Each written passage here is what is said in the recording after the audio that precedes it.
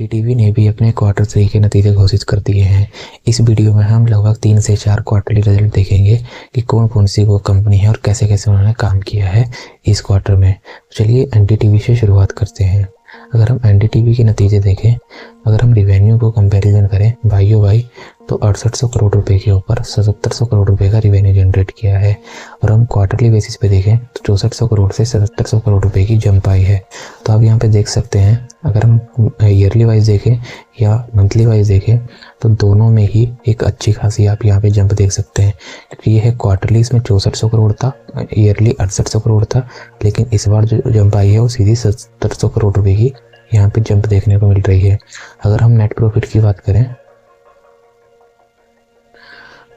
तो 618 करोड़ का घाटा था वहाँ पे पिछले, अगर हम बाई बाई कंपैरिजन करें 618 करोड़ का घाटा था, इस बार 5500 करोड़ रुपए का घाटा हो गया है, और भी ज़्यादा घाटा हो गया है कंपनी को। कितना टाइम हो गया है? लगभग 10 टाइम।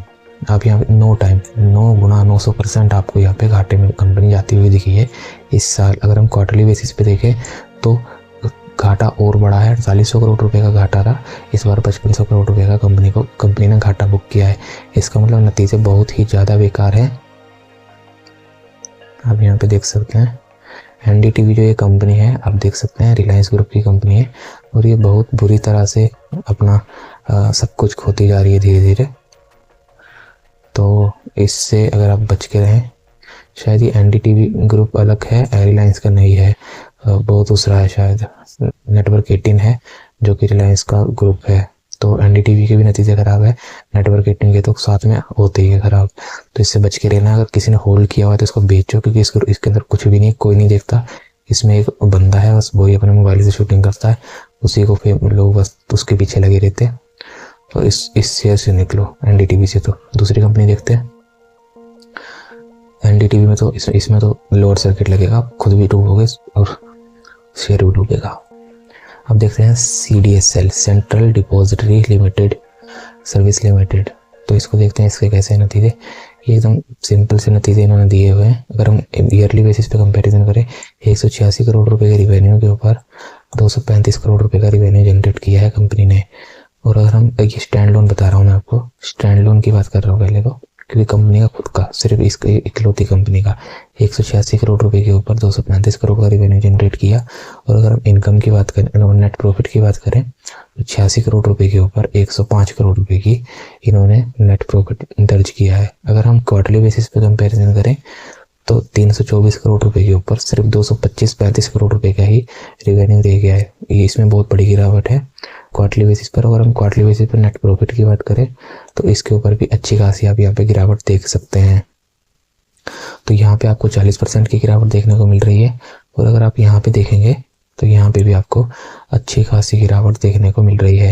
ये भी लगभग 30% के आसपास रिवेन्यू और नेट प्रॉफिट क्वार्टरली बेसिस पे दोनों ही गिर के आए हैं। अगर हम स्टैंड कंसोलिडेटेड देखें तो 236 करोड़ रुपए के ऊपर 292 करोड़ रुपए का रिवेन्यू जनरेट किया है। और हम क्वार्टरली बेसिस पे देखें तो 360 करोड़ रुपए से लगभग 300 करोड़ रुपए ही रह गया है। तो यहाँ पे भी लगभग 20% की गिरावट देखने को मिल रही है क्वार्टरली बेसिस पे।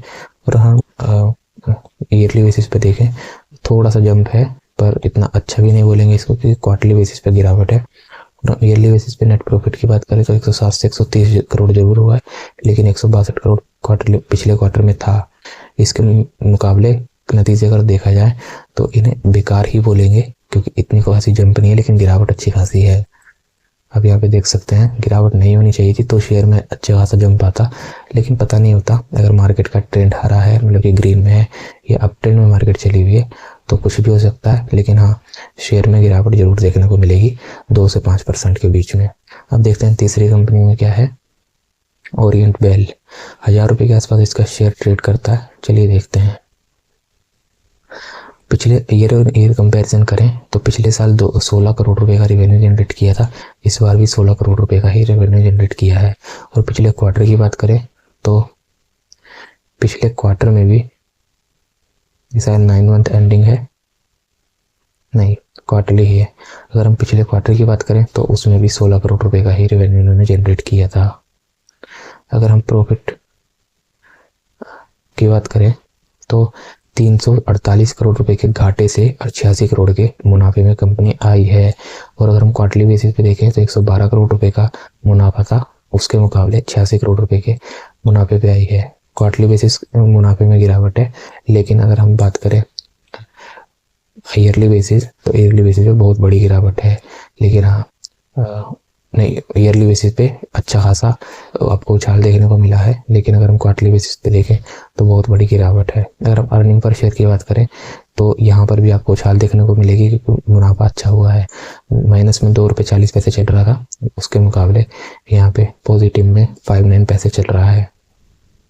तो ये थे नतीजे जो थे आपके इस कंपनी के, एकदम फ्लैट नतीजे इन्हें बोलेंगे, क्योंकि रिवेन्यू में जंप नहीं है। रिवेन्यू भी उठना चाहिए था इसका। हाँ, नेट प्रॉफिट में जंप है, लेकिन उसका इतना फर्क नहीं पड़ता। लेकिन फिर भी आपको शेयर 2 से 3% की जंप के साथ खुलता हुआ दिखेगा। उसके बाद थोड़ी सी प्रॉफिट बुकिंग हो सकती है, तो वहाँ पे आप भी अपना प्रॉफिट बुक करके निकल जाना, क्योंकि बहुत कंपनियां पड़ी है, आगे और भी नतीजे आएंगे, उनमें पैसे लगाइए। मार्केट के जब मार्केट ओपन होती है और क्लोज होती है उसके भी जितने भी नतीजे आते हैं उनको भी ट्रैक करके आपको साथ में वीडियो देते हैं। तो अगर आपको उसका फ़ायदा उठाना है, जैसे नतीजे आते हैं शेयर तो ऊपर को भागता है और फिर ऊपर से सेल भी कर सकते हैं उनको, तो ऐसे भी कमाई हो जाती है। तो एक ही दिन में तुरंत ही कमाई हो जाती है।